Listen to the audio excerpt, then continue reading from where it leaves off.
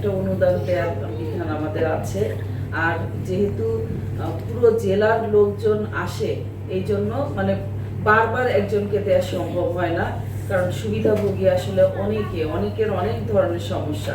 তো সেক্ষেত্রে চিকিৎসার কিছু এককালীন অর্থ দিয়ে তো কোনো লাভ নাই। আপনারা দীর্ঘমেয়াদী একটা চিকিৎসা, হার্টের চিকিৎসা দীর্ঘমেয়াদী, ওখানে আপনি যদি রোগী কল্যাণ তহবিলের মাধ্যমে আবেদন করেন, ওখানে আপনি সারা জীবন মানে যতদিন আপনার প্রয়োজন চিকিৎসাটা ততদিন আপনি ফ্রি চিকিৎসা পাবেন। ওইখানে আপনার অনলাইনে একটা ডেটাবেজও তৈরি করা হয়, সেক্ষেত্রে এটা খুব ভালোভাবে এটা আপনি পান।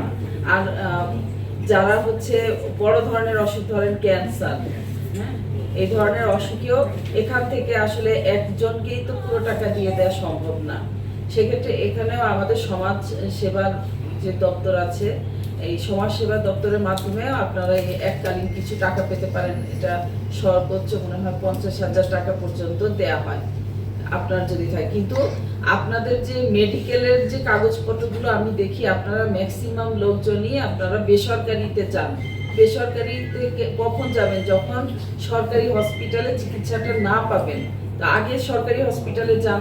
বান্দরবানে হয়তো ফ্যাসিলিটি ওরকম ডেভেলপ করে নাই, কিছু কিছু ক্ষেত্রে আছে। টানা সপ্তমবারের মতো বেস্ট টিস্যু পেপার ব্র্যান্ড হিসেবে স্বীকৃতি পেয়েছে বসুন্ধরা টিস্যু। হয়তো কিছু কিছু ক্ষেত্রে সম্ভব হয়নি এখনো আমাদেরকে 250 শয্যায় উন্নীত করার কথা, আমরা এটা করতে পারি নাই। কিন্তু আপনাদের কাছেই তো চিটাগং আছে, চট্টগ্রামের যে মেডিকেল কলেজ এবং হাসপাতাল, এটা কিন্তু মানের দিক দিয়ে অনেক ভালো।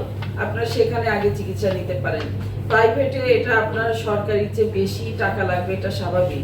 প্রাইভেটে আপনি না পারতে যাবেন না। আমরা কিন্তু সরকারি ডাক্তার খুঁজি, আমরা যে আপনারা বলবেন যে আপনাদের আমরা সুবিধার জায়গা আছি, একটা চাকরি করি, প্রাইভেটে আগে যাই না।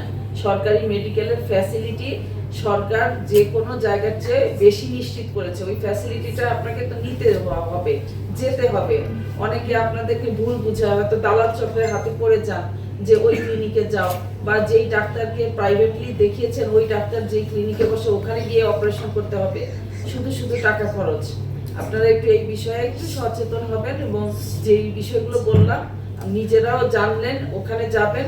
আর আশেপাশে যারা আছে দুস্থ অসহায়, তাদের কাছেও যাবেন।